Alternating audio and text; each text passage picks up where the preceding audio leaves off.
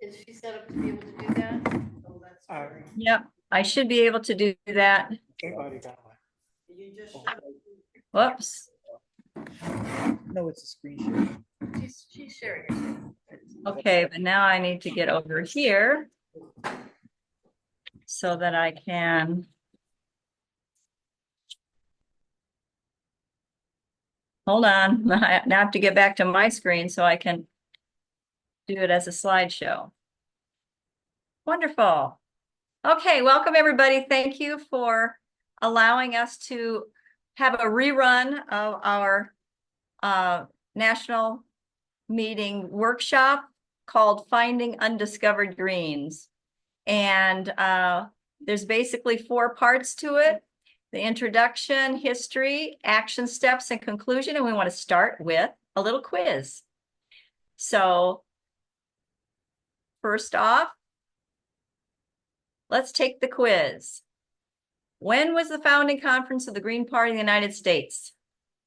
A, 1993, B, 1932, C, 1972, D, 1984.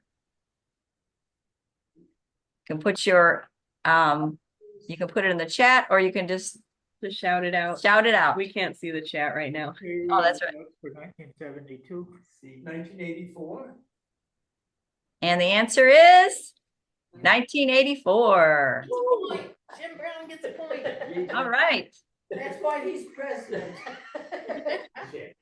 True or false? And no cheating if you already saw this at the national meeting. That's right.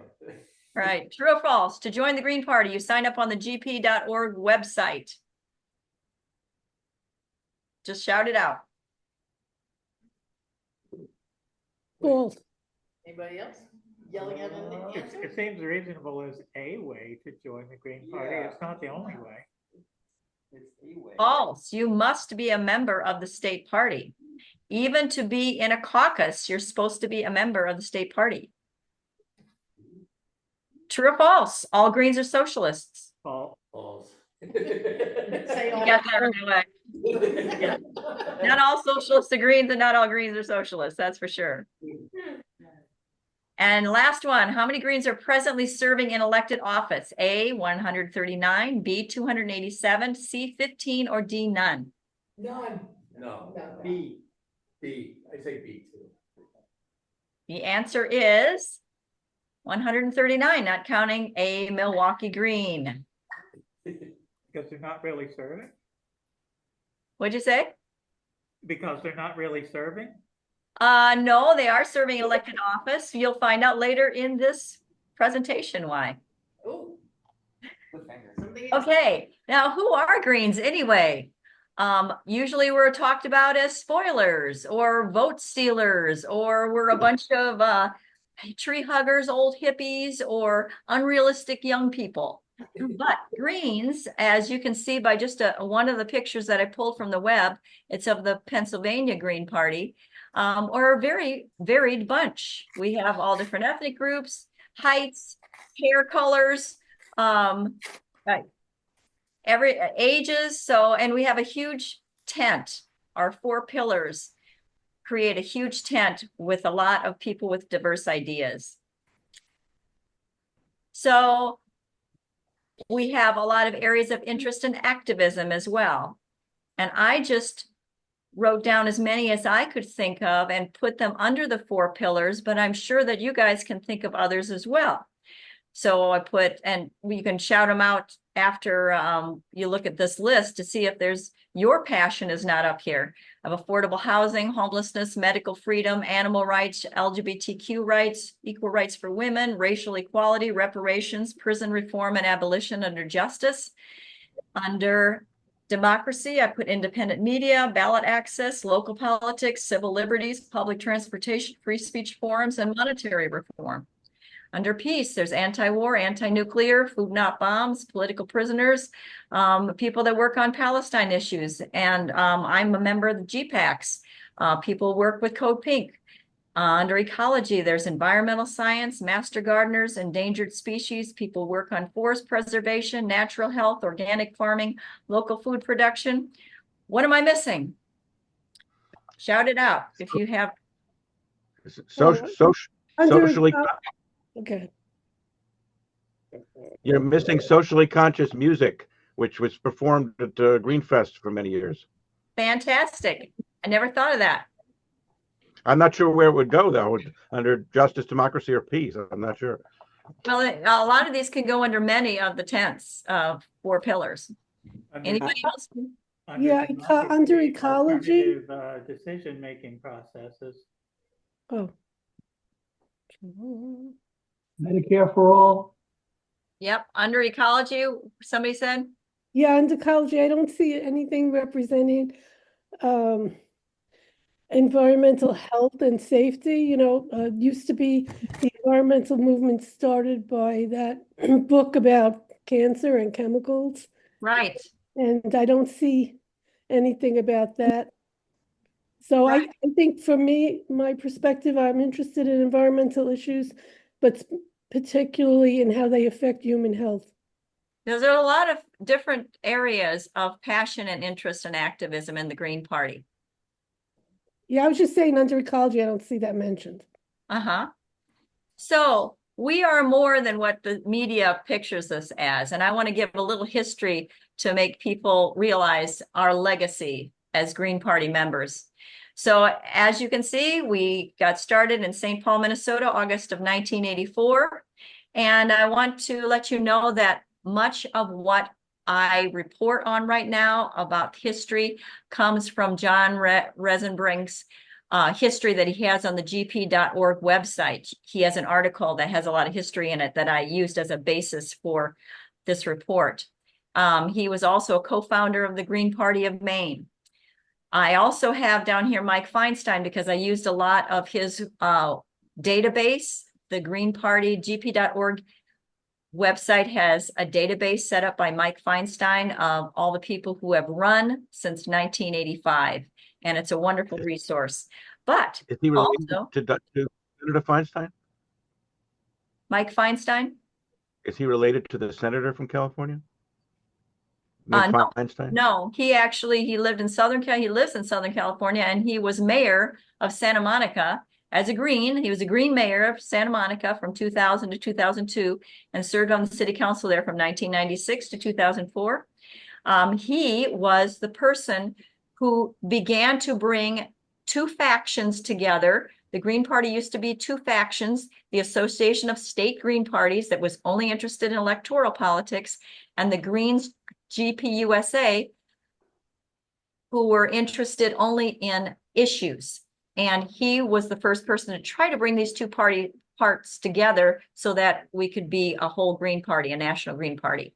Now it went through a lot of wrangling after that, but anyway, he was the first person to start that, and he established the Green Pages. So I think he's a really important has a Green legacy behind him. So let's look at the Greens holding offices. I just made a graph from the electoral database that's on the gp.org website, and I just went every 5 years. So in 1985, we had 3 Greens running and 0 wins. In 1990, we had 21 Greens running and 9 wins. In 1995, we had 14 Greens running and 3 wins. But in the year 2000, we had 280 Greens running and 47 wins. In 2005, we had 179 Greens running and 46 wins. In 2010, we had the most. We had 363 Greens running for office with 53 wins. In 2015, there were 133 Greens running with 45 wins. 2020, even during the pandemic, we had 240 Greens running with 43 wins. And presently, as you know, we have 139 that are listed on the database as Greens in office. So we are not losers. These are the 5 highest Green office holding states. As you can see, Maine, that has ranked choice voting, has 53 Greens in office.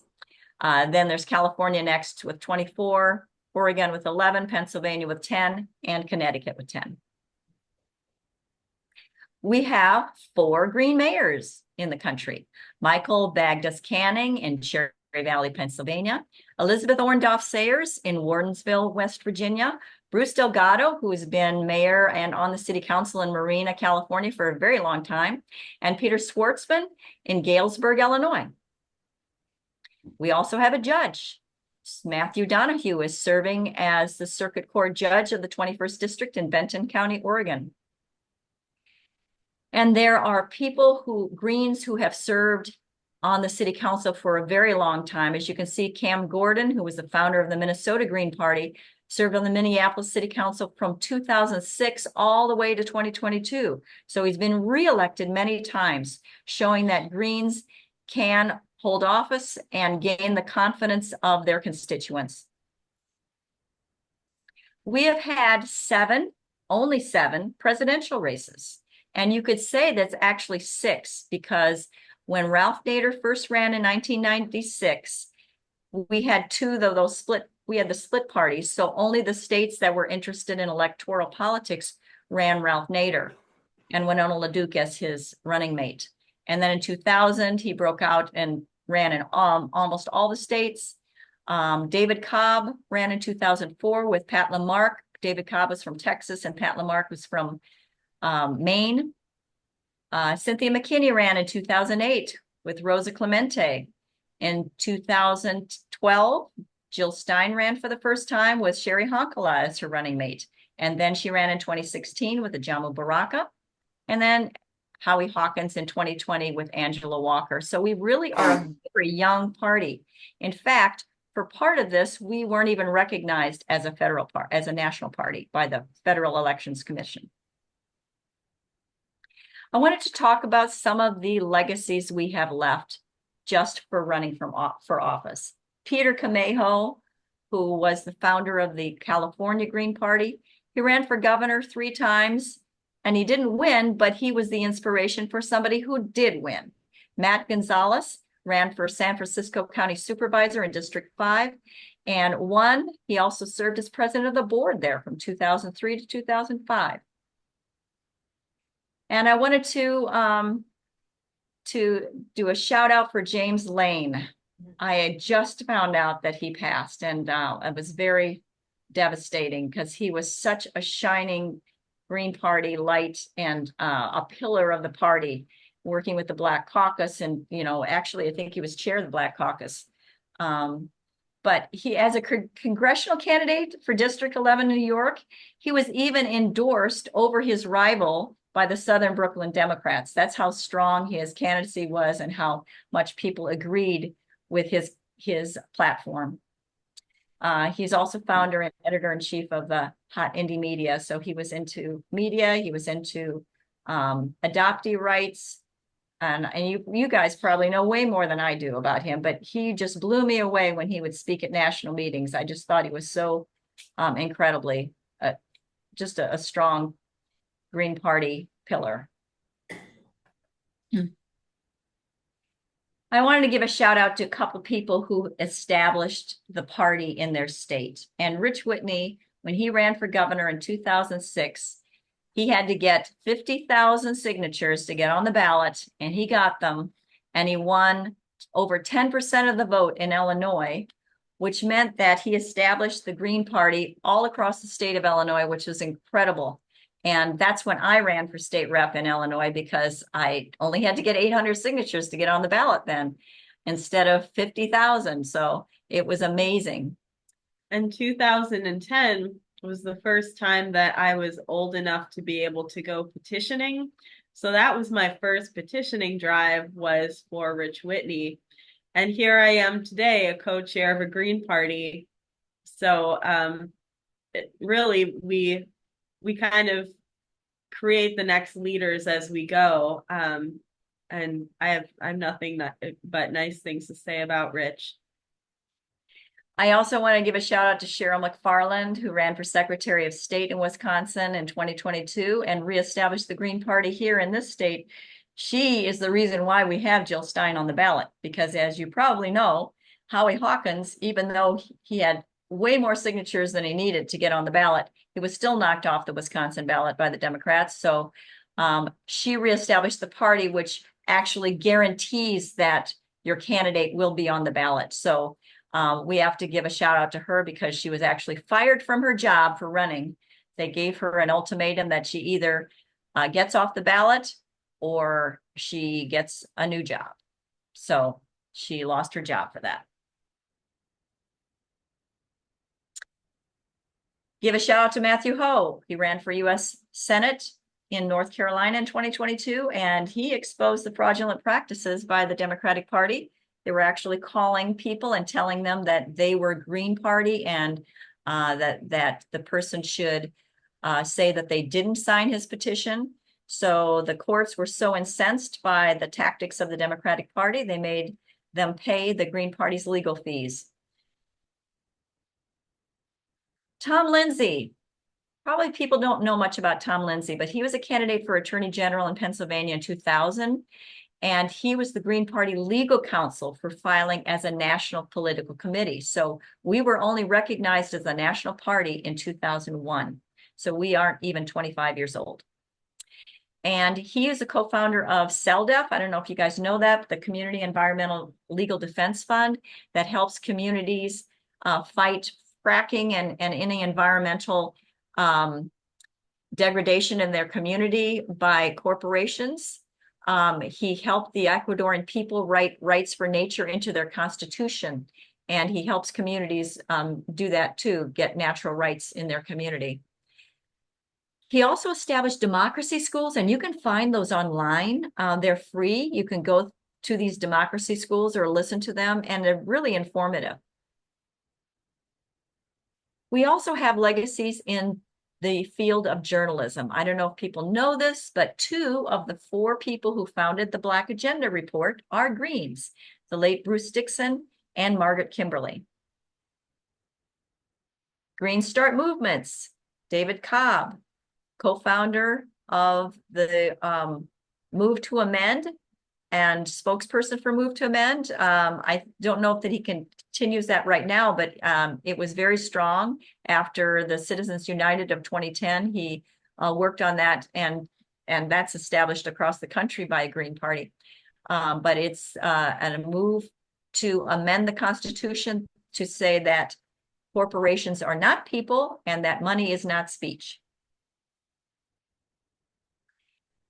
Somebody who took on Chevron was a Green at the time, Gail McLaughlin, who was the Green Party former mayor of Richmond, California. And Richmond, California, if you know, is like half of it is made up of Chevron, the corporation.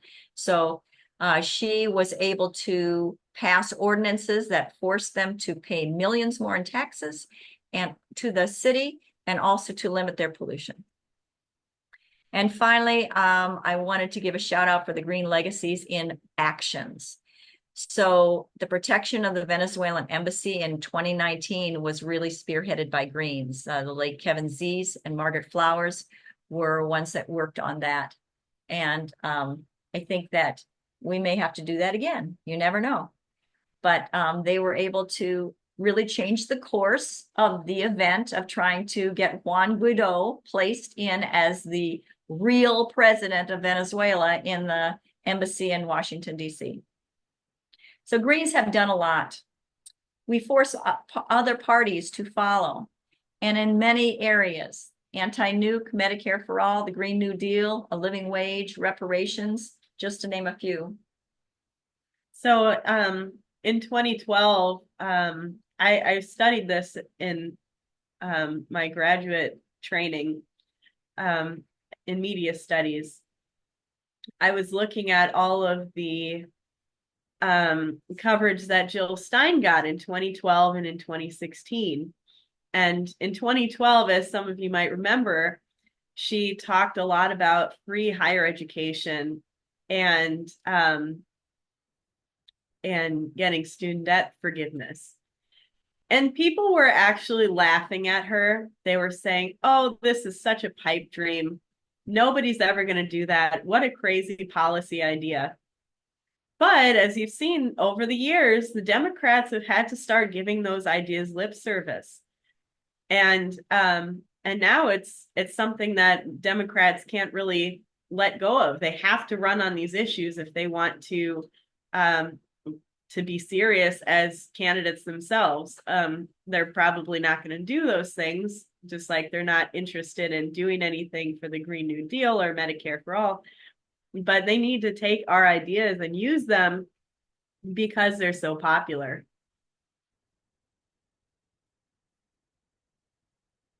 So I'm going to hand this over to Barbara, who's going to talk to you about our present sort of way that we handle outreach and what we'd like to see in the future. So we were talking about what would be the model that we have now for outreach. How do Greens find new people? And we thought about the sea cucumber because it just sort of sits around in the ocean waiting for members to waiting for the food to come in, and it grabs it as it comes. And the Green Party can be a little bit like that, where it just grabs people up. We often like dump too much stuff on them really quickly because we're all stretched beyond our limits. And it's a little bit predatory in that way that we can consume these people. It's a feeding thing that sort of stands still and waits around. But we wanted to think about some way to improve that, how to think of ourselves in a way that helps us to grow better. And we thought about mycelium. Mycelium is the fungal network under the soil, and it's everywhere. It's symbiotic with everything around it. And then every once in a while, you see it because all these mushrooms will sprout. And you'll see greens when the issues are front and center in society. So we were thinking about mycelium because there are greens all over the place already. We don't have to convince everybody to be pro-peace. We don't have to convince people that having massive poverty is terrible. People already agree with us on most of our policy. And they're in these little groups all over the country doing these green activities and kind of feeling separate from one another. But then some big issue comes up, like Palestine, for example, and on October 7th, all of a sudden, tons of Greens came up and showed their true colors as Greens. And that this became so important that they came out and met with one another. So we have to make sure that we're looking in the right place, that we're providing the right conditions to bring people into the Green Party when those issues like Palestine or an election cycle or anything that can really entice people to come out and just work with people on these issues rather than just kind of sitting by and hoping that people come to us without hardly any news coverage or anything like that.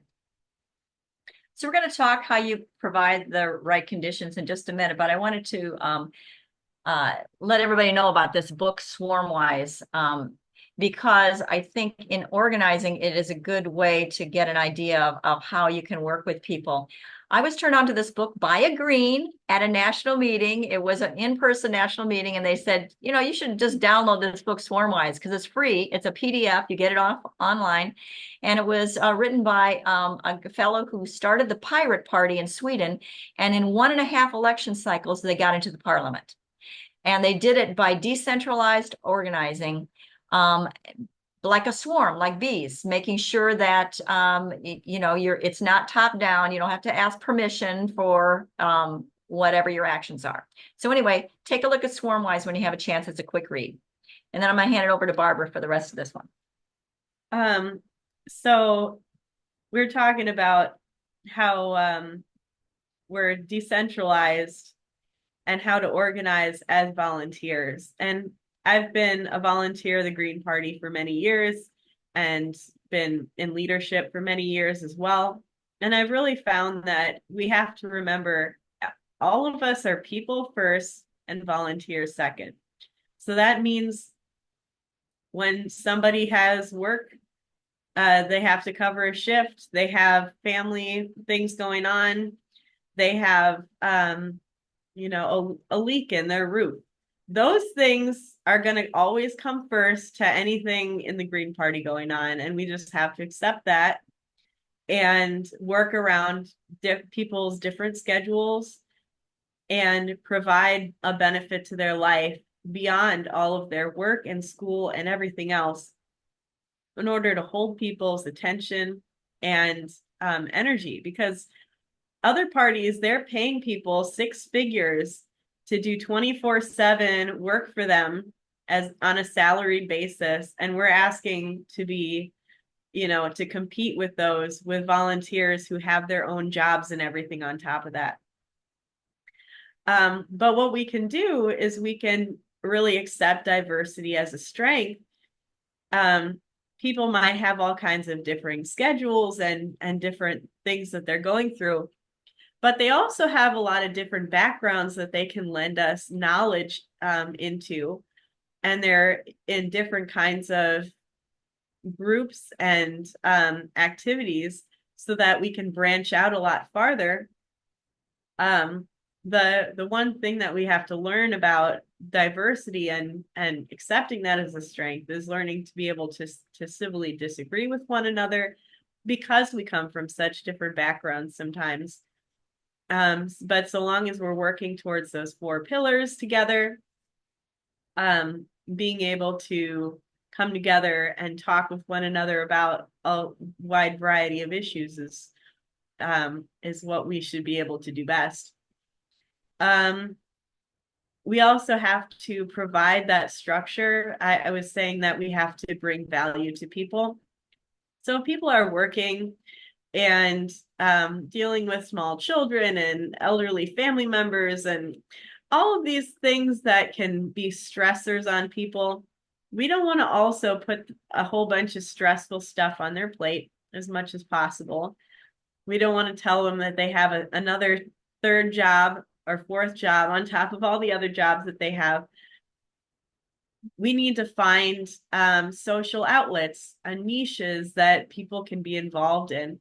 So we've had quite a bit of success with this, doing bowling, going out in nature and having picnics, all kinds of places where people can still talk policy, people can still do the political things that we need to do, maybe even collect signatures and stuff like that, but where people can, do the things that they really like to do on their free time. If that's bowling or some kind of sport, or maybe it's on the creative end as well. We've had art sorts of days. And finally, to be gracious and appreciative of all the people and remember that we're all volunteers spending our free time here. And also trusting of other volunteers that we're not here for any kind of evil purpose in our free time, that we're trying to build this party together. So recognizing people. One of the things that we've done is recognize people's birthdays every month, just to say, hey, you've decided to join us and add value to our party. We need to recognize you just for your special day. So the Green Party principles that promote attraction. And we're focusing on 3, which is free speech, consensus building, and inclusion. And I put consensus building in the center because I think it is a bedrock principle of the Green Party. If you go on the gp.org website and you go to meeting guidelines, it has consensus building in there. And I think that's a really important principle of the Green Party. So did I do something wrong? Okay. So anyway, we're going to go through 6 areas where it's a really good way that you can provide the conditions. And the first one, of course, is elections, because elections provide so many opportunities to bring people into the fold. The very first one is finding your candidates. You will find your candidates in the weirdest places. And so I went to a Democratic grassroots festival up in Appleton and tabled there. And I found our gubernatorial candidate, and I didn't know it at the time. I was tabling there and I went to her table. I just at break, I had somebody cover the table and I went around at lunchtime to look at the other tables, and I found this woman that was really interesting. And I said, you should come to the Greater Milwaukee Green Party and talk to our group. So she came and talked to our group, and then she went to another event where somebody told her that she should run for office, and she blew it off. And then she talked to Barbara. So I didn't know at the time that I was talking her into being her gubernatorial candidate. And I didn't know that I would have been the one to have convinced her. Jill Ferguson is very passionate about Line 5, which is an old pipeline that runs through Wisconsin. And she has followed up in many of the channels that people regularly think about, calling the governor and meeting with various people about it, sending letters to all of the various people around the state office, and getting no response, going to the federal level as well. And so just talking about what her passions are and talking about how what she could do if she ran for office, and that I would be hanging around the Green Party and would be happy to help with such a campaign.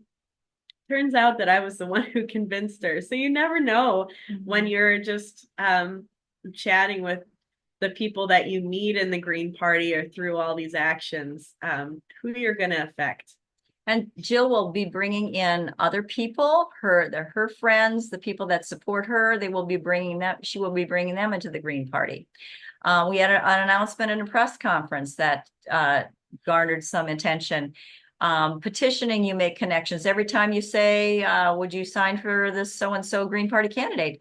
Every time you mention Green Party, that's branding and flyering during the campaign, signs, phone banking, buttons, speaking events, ballot exposure, and all the endorsements that you can get or try for. I think that all of this brings attention to the party and makes people realize, oh, the Green Party is still alive, and they may be interested in joining. After the election, of course, you've got to have a celebration and get feedback from your volunteers. You can hold on to those new relationships by having interactions with them and appreciating all their efforts. It's important also, I think, to do a data dive afterwards so that you can find out where your strongholds are. Where did you get the most votes? And in those communities, you can have different things, programs or whatever, so that you can attract those people that voted Green but didn't join the party. Demonstrations. Greens don't always hold the demonstrations, but we collaborate with others, our coalition partners, and we're part of it. So in that overlap between the coalition partners and the Greens, that's where you can find new members. So it's really important to represent. Like, I don't know if you can see it, but I'm wearing my Green Party t-shirt right now. You have to have hats, buttons. You have to have a banner. If you can get enough people to carry a banner, it's great. Pass out flyers, business cards, talk to others in the crowd. Don't just have your shirt on and not talk to anybody. Talk to them about what they're interested in, and make sure that we have little business cards actually rather than flyers, because people are more apt to take something small. And you can co-sponsor the events so that people see Green Party on the sign. And it's also really important to sign up to speak.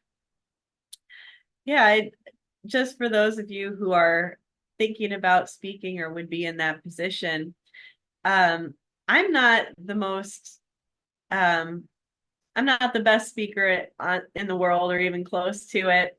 I'm not a good political speaker. We have Kamala Harris to compare ourselves to now, so it's not much to compare. But, a lot of us feel like regular people can't speak. or it's one of those big fears that a lot of people have, getting stage fright and stuff like that. And we turn inward on ourselves and how well we do as a speaker. But what I've been learning as I go out and do more of these things, A, I'm getting a little better at it. And B, people are really eating this stuff up, that they're searching so hard for other options than the red war party and the blue war party. And they're searching around really carefully. And so I see people perk up in the audience, looking like, hey, there's actually something that I can grab onto. There's something that I can join. So it's really important that we give people the opportunity. And same with petitioning. A lot of people are really shy about going up to people. Each person that we make contact with, it's not so much about us personally, it's about giving somebody else the opportunity to get to know about the Green Party. It's very important for, raising people up from not knowing anything into being like Green Party activists. There's all these different ways up the chain to do that. Another way to find Greens is through social projects. Now you can join your neighborhood association. That's a way of doing it. When I was Berwyn Township Committeeman, I was actually asked to join a meeting for the planning of the city as a committeeman. So maybe we'll be asked to do that. I started a Friends of the Park, and just in my neighborhood here in the last year, and I've gotten to know a lot of people in the neighborhood and gotten their confidence. You can start a business. I just put down Triple B Cafe and Felony Franks as businesses that have kind of a Green Party spirit behind them. You can do guerrilla gardening. I am highlighting Julie Samuels, who just passed in July. I worked with her a lot. She ran for lieutenant governor under Rich Whitney in 2006, and she was the one that got me started petitioning for her in 2004. But anyway, she did a lot of things in her life. She started a co-op, not the River West Co-op, but I just put a picture there of a co-op. She started the Southeast Oak Park community organization that got solar panels on all the city buildings and did a lot for the city of Oak Park. She was head of the Chicago Community Gardeners Association. So anyway, through all of these things, she got a lot of people involved in the Green Party. And then I'll let Barbara talk about Julie De La Terre. So Julie is up here because she has been doing all kinds of things. She has her own business. That's a farm. She works on her land to make it more friendly to native species, plants and pollinators and things. But also she's been working with Native Americans in her area on food sovereignty for the tribe and for people just in the area. And I just happened to meet her because I'll put it to the next slide if I can. Because I'm in the Conservation Congress. I ran for this delegate position, and at their their statewide meeting, I met Julie, who's a delegate from her county. And she and I were speaking the exact same language. She had run in a lot of green friendly circles. She'd been a green voter, but she never thought about signing up as a member of the Green Party. And in our state, we have a dues paying membership system. And so it was a very easy sell to sign her up for the Green Party with us.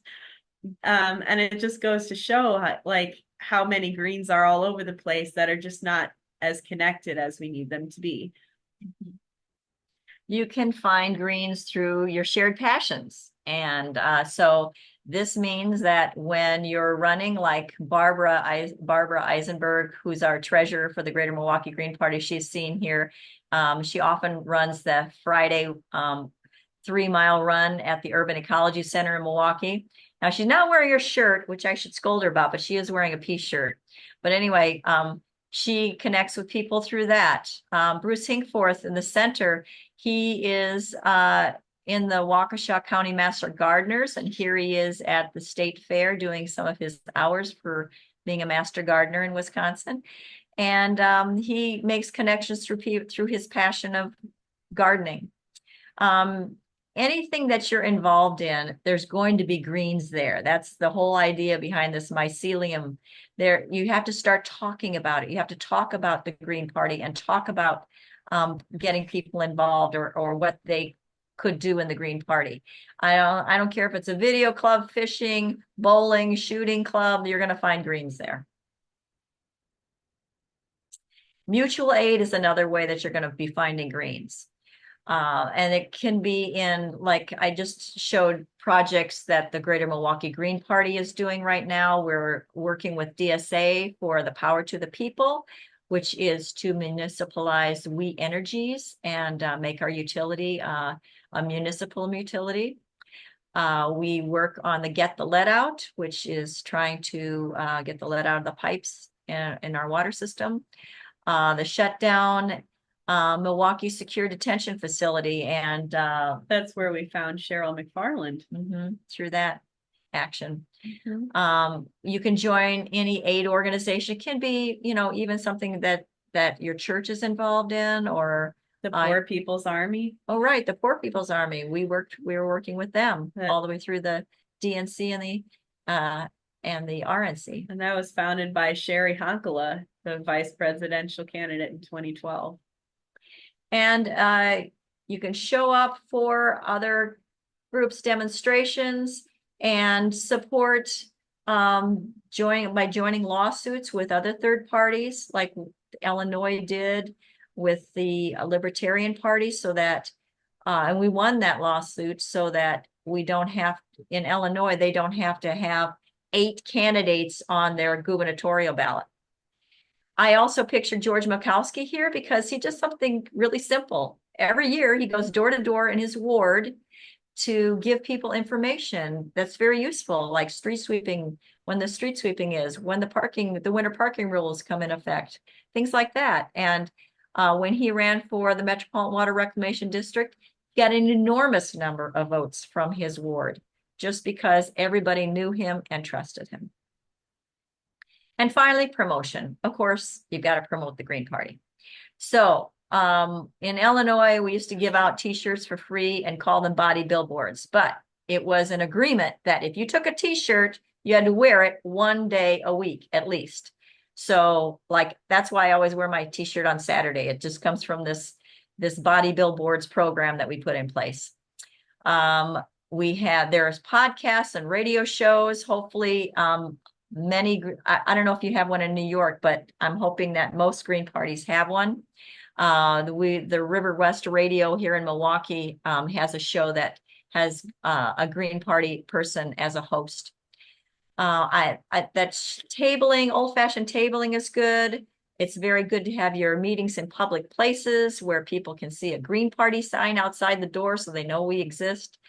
And co-sponsoring, that's always a good thing. Social media, and up on the right-hand corner, I have a banner drop that we did on the first anniversary of the Ukraine war that we did over a highway in Chicago area. So there's all kinds of ways that you can promote the Green Party. I know Barbara has more ideas. So I mentioned the chain of engagement earlier, from not knowing about us at all to maybe being a voter, maybe volunteering for one action or donating one time, to becoming a member, to becoming an activist where you're starting to lead events, or even being in leadership in the Green Party. And so if we're trying to bring people up that chain of engagement and get more Green Party activists and find where our voters are even, we have to think about how many times people have heard our name and heard what we're about. If they don't know about us and they hear about us maybe once, they might remember us. But if they hear like 3 to 5 times, that's really going to stick in their heads. If they're on social media and they're seeing us on Twitter, they might feel like they're in a social media bubble. But if they see a Green in person, they know for sure that it's not just, in their kind of in their social media bubble, that we actually exist. So the more that we can be out there, since there's hardly any media about us, and hardly anybody allowing us to advertise, like this is the way that we can do it and that we should do it so that we can find each other. So I also wanted to go into how you rediscover Greens who have been disaffected or even silenced by the party. I know this is a sensitive subject, but I wanted to talk about it, and we've done some work on this. So Barbara is going to talk about how the opposite of the attraction principles of free speech, consensus building, and inclusion. So we mentioned earlier how it was -1 Wisconsin elected official. That would be me. They took me off of the list because I am no longer a Wisconsin Green. The Wisconsin Green Party decided that I was not green enough for it last year. And they did it in this manner. So we started adopting things like a weaponized code of conduct. Well, it was a code of conduct and it had some good things behind it. It was given a lot of positive language so that people who've never been volunteers before know how to engage with one another. And that's great, except that it's very qualitative and it's something that can be arbitrarily used so that the people in leadership might see somebody else is violating it and not see themselves as violating it, even if they're doing the exact same kinds of things.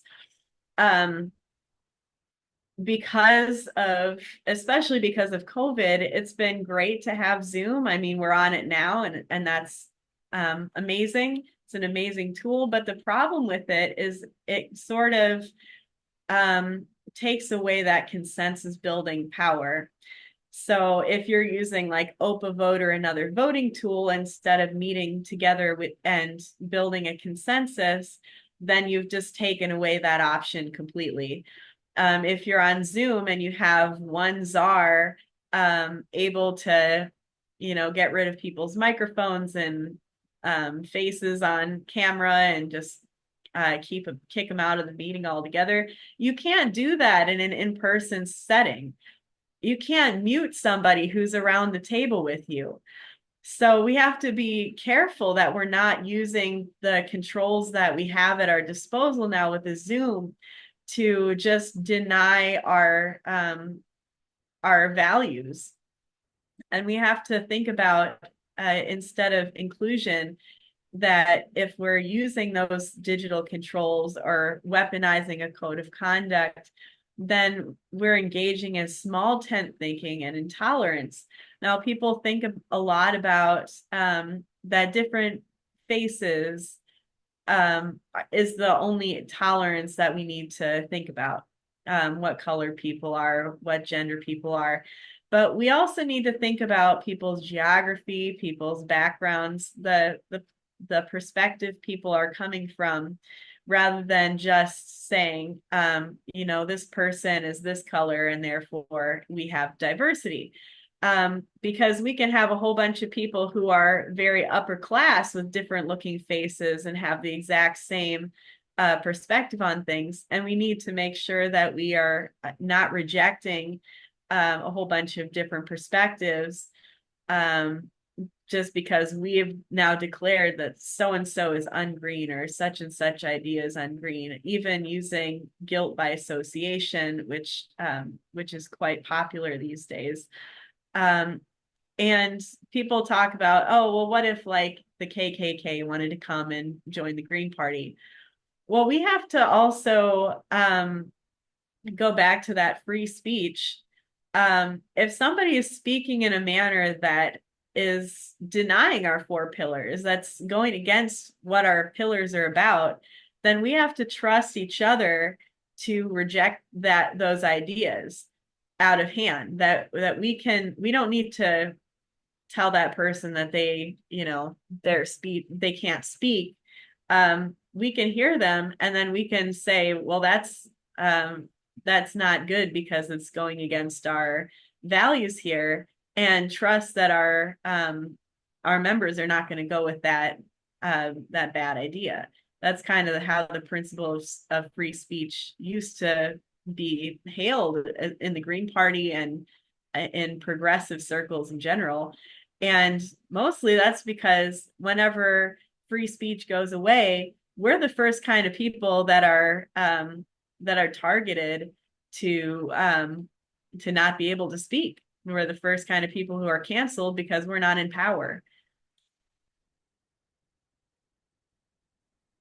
So no matter if Greens are silenced by some areas, they're still going to be out there searching for a way to have their ideas, get their ideas out there. And I just want to show you a smattering of splinter group examples that come from Greens who have or are trying to get their ideas out there. And you know, I do consider that Howie Hawkins' group is a splinter group is really not sanctioned by the Green Party. He's got his own group. There's Greens Against Repression, there's Greens for Nuclear Energy, Greens for Health Freedom, U.S. Solidarity Economy Network, Green Renaissance Sovereign Rights Movement, the Green Alliance for Sex-Based Rights, the Green Liberty Caucus. And these are all Greens that consider themselves green. And so there should be space in the party for everybody as far as I'm concerned, no matter what. Well, if they're just talking out here in splinter groups and it's just certain leaders who can talk about them in our green circles, like on the national committee, in the state leadership connections, like on your state social media, in your state newsletters, things like that, then that person can't defend themselves. They can't talk about their ideas. It's just, it's another way of shutting people down. And I think it's a way that people can be brought into the party is through one of these groups, maybe, you know, they were brought into the Green Party if they see that they can be accepted. So, in luring back former Greens, I've looked into this and I've tried several things in trying to get former Greens back into the party that were very active and helpful to the party. And I think one of the things you have to do right away is just acknowledge the effects that the COVID-19 response had when we all had to be only talking to each other digitally, and so a lot of communications were misunderstood or became contentious. We also have to acknowledge that there is infiltration in the party, and you never know. So people that are trying to make the party smaller and smaller, you have to wonder what their motives are. That the idea that we only hear bad things in the media about the Green Party sort of weighs on you after a while. And so I think that's a contributing factor in our cancer culture. But Barbara and I took a long time ago, we took a little course in conflict resolution that was from the Buddhist tradition. And the three principles were not knowing, bearing witness, and loving action. I try to think about that when dealing with people who have been in conflict with the Green Party or are in conflict with the Green Party. In approaching them with just a blank slate, pretend you're not knowing and don't assume anything on their part, listening, bearing witness, and finding a win-win solution to the problem. So some of the tips for approaching former Greens, I've surveyed, had conversations, listening, acknowledging differences in the past events, but invite them to return and celebrate the return. So the saving principle, I think, of the Green Party is our decentralization, because the two major parties are always trying to annihilate us, especially the Democrats. But it's so hard for them because they would have to get rid of every single state Green Party and every local chapter. That's because we are like mycelia.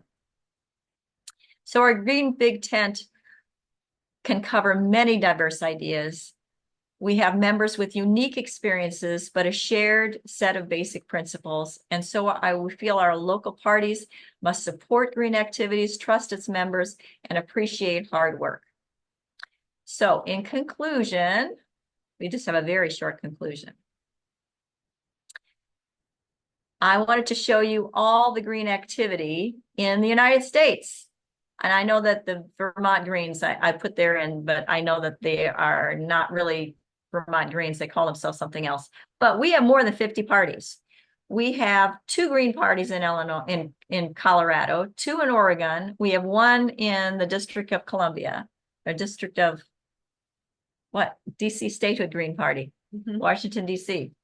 So anyway, there's an enormous amount of green energy in this country.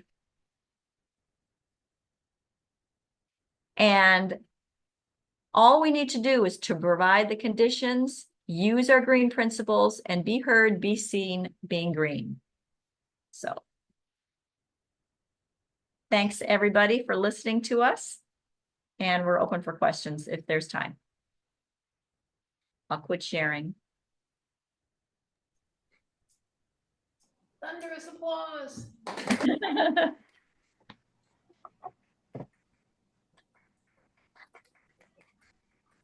thank you. Who has questions? Shelley, are you posing a question? Are you posing a question to I the? wanted to reiterate what was said, the states where there were elected, there were 5, I believe. I know Connecticut and California and Maine. I think you mentioned Wisconsin, but there's another one. The leading states. Can't hear the question. Huh? Leonard is on stat. Yeah, he can't hear the question. I think that's what he said. Yeah. Yeah, you're going to have to speak up. Why don't you repeat the question into your computer microphone, Alan? Yeah, say it again.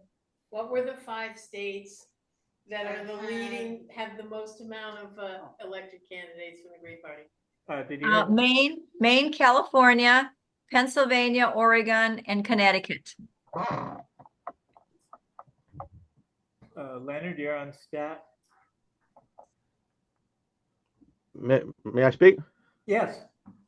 Thank you. I love the Green Party. I've known Jill Stein since we dated at Harvard in 1969-70. And I love the state of Wisconsin. In fact, the State Historical Society of Wisconsin decided to make a Leonard J. Lehrman archive of my papers because of my work on Mark Blitzstein in Madison. I'm very concerned about Wisconsin because it was crucial and very close in the last 2 presidential elections. And when I spoke to Jill Stein about it in 2020, she said vote. She said register green and vote blue. And I've pleaded with her, as have a dozen of my Harvard classmates that knew her, to do that this year. But I gather that that's fruitless. I mean, she's on the ballot. And what bothers some of us the most is that I think it's the billionaire who made J.D. Vance made a tremendous contribution to her. My question, which I put in the chat, is does the billionaire who made J.D. Vance share enough green ideals for his money to be accepted by Jill Stein's campaign? Because you talked about the necessity of Green Party members and contributors to share our ideals. Does that not bother you? Response? The Green Party does have a limit on donations. The other parties do not. The Green Party has a limit on personal donations, and it is much lower. I actually don't know the exact amount, but I know it's we're not talking billions. We're talking a couple $1,000s. No, but I'm talking about the source of it. No crosstalk. Doesn't matter if the source. It doesn't matter what the source is. I mean, if you're given a contribution for the campaign, we're talking about a lot of dark money going to the other parties. Green Party's not like that. It's all above board. You can see who gave money. If she wants to accept money for from a billionaire who gives her the minimum that or the maximum that you can get for the campaign. Personally, I don't see anything wrong with it if it you said somebody who made J.D. Vance. Yeah, Teal, I forget his first name, the billionaire name. Peter Thiel. Thiel. I don't Yeah. believe that Jill Stein has accepted any money from Peter Thiel, but I don't know. I'm not in charge of her campaign. But she probably decides whether or not she can receive money from certain entities, but we can only get it from individuals because we can't get any corporate money. That's one of the reasons why I volunteer for the Green Party. That's the main reason, is because we do not take corporate money or PAC money or union money, big union money. So she does not. She only gets it from individuals, and we have a very low maximum. If she ever gets the matching funds that she's supposed to get, those would be way more funds than any single person could donate. And I mean, I suppose that you could make the case that any money coming from the US government itself is really bad because we're committing genocide around the world and stuff. But you know, I don't think that we can make the argument that nobody can ever donate. Even if this Peter Thiel guy or whoever gave a small amount of his billions, that we can just say nobody can really donate to our campaigns. We do need to feed our campaign staff and things like that. I don't know much about her, what's going on in her campaign because I'm not in it, but I'm not in her staff. But Barbara, you said that you were. No, we're not doing cross. You qualify that? There's no crosstalk. Joseph Nahum is next on staff. Jim Brown stack. Go ahead. Can you hear me? I'm not gonna turn my mic on. I just wanted to say that the Greens are here to talk about this candidate who we had a primary for. She won the primary. The person who you're talking about didn't even get a vote for a primary. So I've had it talking about that. This is the Green Party. Yeah, we're the Green Party. Over. Jim? Yeah, I was going to bring up the issue, which is an important one: disaffected Greens and Greens that have left the party. And I saw some of the different groups that you put up on there, like the Greens for nuclear energy, and then for I guess the COVID crisis and the need to get vaccinated created a big schism in the party. And first, I want to see a lot of the people that left the Green Party over some of these things.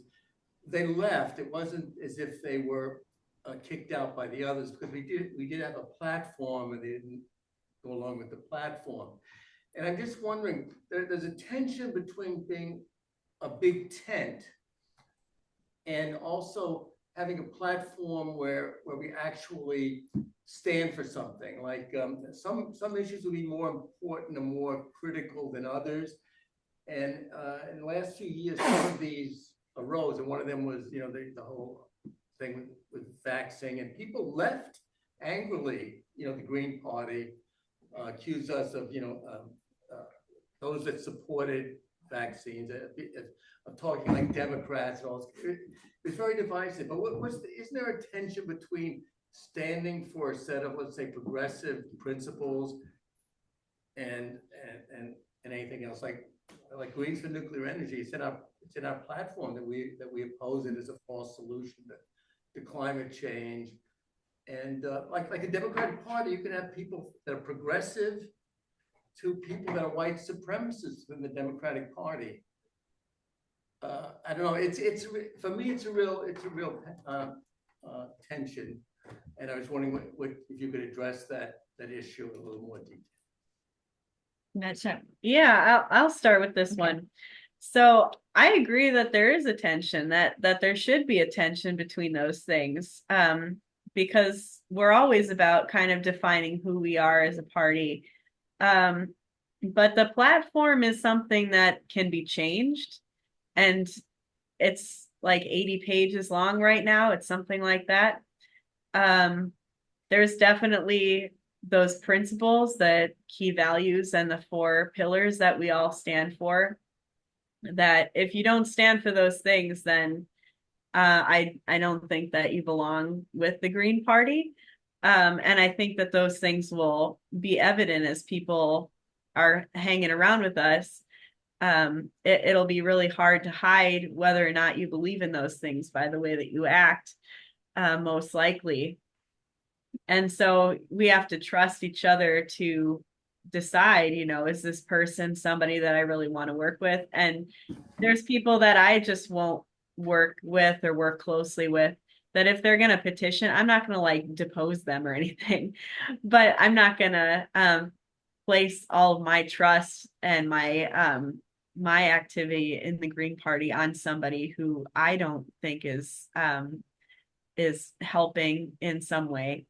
And that's fine. I don't think that everybody has to be best friends with each other either. Or even that, everybody has to work with everybody exactly the same all the time. About the issue of what people believe in and who belongs based on what they believe in. It's not so much the what's in the platform right now, that if somebody strays from the platform in one way or another, how much do they have to stray from the platform in order to be a Green or not a Green, but that we allow people to talk about these issues, whether or not we've so-called decided them in the platform. So I don't think that nuclear is going to go anywhere, but there's all kinds of different things in the platform that could change. And we need to not just cancel somebody outright and say that they're not a Green if they want to discuss an issue, which has been happening. And that's definitely something that happened in COVID, that you're not only not a Green, but you're going to kill people's grandmas if you don't take the shot, or that you are an isolationist, somebody who doesn't care about poor people and society if you are pro Anti-mandate. if you're anti-mandate. So there's all these different discussions that should be had, rather than saying we can't have the discussion, the leadership has made a decision, or there's been a decision made in the platform and nobody can talk about it ever again, or you're they'll call you a racist or a homophobe, or all these names. It's just a name calling thing, and it means nothing because we can't discuss any issues anymore. You're canceled. So the answer is more speech, not Yeah. silencing, more speech. And I think that there are lots of shady areas around those 4 pillars. So they're not just pillars that are stationary and always staying the same. There's little shady areas around, and it has to do with people's experience, people's life experience, people's age, all these kinds of things that come into play. So I think it's really, I understand how you're saying there's a tension. Yes, there's always going to be a tension. It's called politics. So don't be afraid of it. Jump into it. And there's also a question in the chat that I see. So the next person on the stack is Elizabeth. they want to talk about some details. So I started out in Wisconsin, mostly in my local in Milwaukee, and I started to deal with the state party after the 2018 election, or kind of during that, and quickly became co-chair and served as secretary and things like that. And really around 2020, when I took a different position on COVID than some of the other people, that tension started to rise. And I think it was just a matter of time that people wanted a reason to kick me out of that leadership spot. And that happened last spring when when I attended the Rage Against the War Machine protests that it was national and the national party had approved that, but my state party was really adversarial to it. And my local, we decided to join with our coalition partners that were going to do something in solidarity with it. So I stayed in solidarity with that. I told everybody that I was going to go, that I was going to do the solidarity event. I talked to the libertarians about it because they were organizing it. And that was such a huge problem for some of my comrades in the leadership that they decided not just to talk to me about it, but to kick me out of leadership. And then just about a month after I had my baby in the fall, to kick me out of the party as a whole over the same issue. So it's completely unprecedented. But my local, which a lot of my local members, there's many that got elected into the state leadership over this last year. They wanted to stand with me and they said, "Would you please be co-chair?" And I said, "Sure." So I'm co-chair of my local, but I am kicked out of the state party. The next person on the stack is Elizabeth. You're muted. Yeah, okay, I'm sorry. I don't know, I'm not sure if I want to say anything. What do you think about Kennedy? He dropped out and endorsed Trump. What do you think of Jill Stein dropping out and endorsing Kamala Harris? Are you agreeing? Yes, I'm agreeing. But we all know the Green candidate has no chance of winning the election.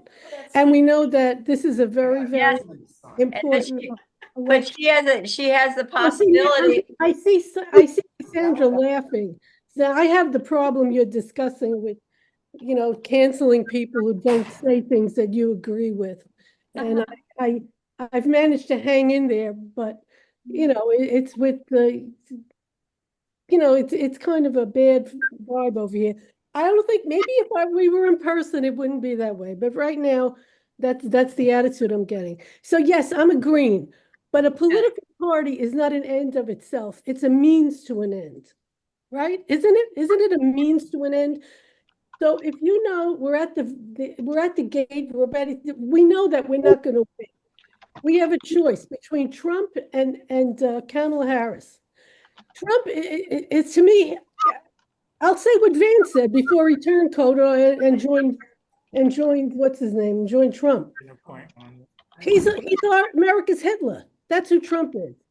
So when you have America's Hitler and you have on one hand, and it's really a crucial election, and on the other hand, you have Kamala Harris. Do you have a question? I actually think I wasn't that excited about her, but I heard her speak, and I think she's really a good candidate. She's really good.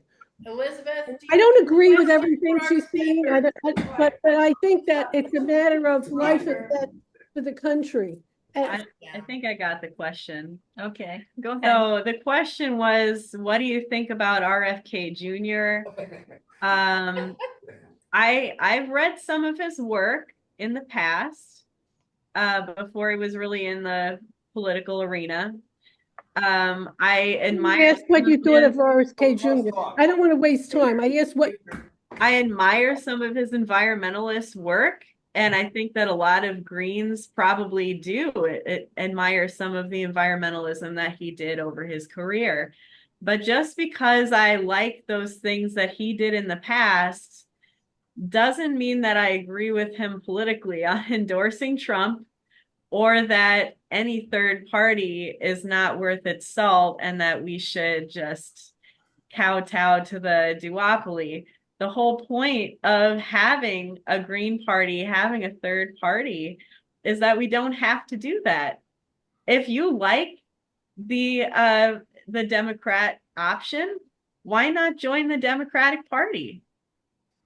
I don't see a problem. Like if that's what you feel passionate about, if you want to support her, then why don't you join that party and support her? Because the Green Party had a primary, and Kamala Harris, I mean, to be fair, Kamala Harris wasn't in any primary. She actually won less primaries than Jill Stein has. So at this point, Jill Stein has won more elections than Kamala Harris has in the presidential kind of realm.